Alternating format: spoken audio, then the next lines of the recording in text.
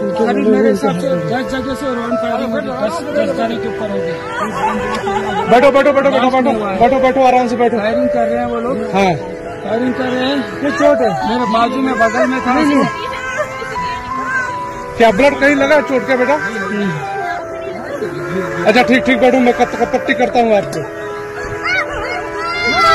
अरे नहीं नहीं नहीं नहीं, हम लोग, अरे हम लोग फौज है, हम लोग बैठो बैठो, हम लोग फौज है, बैठो बैठो चलो। बच्चे को अरे हम लोग फौजी हैं, कुछ नहीं करेंगे।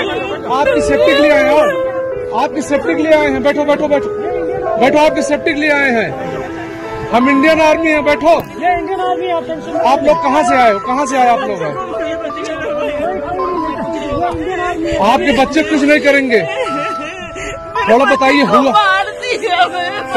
पति को आए हैं, बैठो बैठो बैठो बैठो, आपकी सेफ्टी के लिए आए हैं। हम इंडियन आर्मी हैं, बैठो।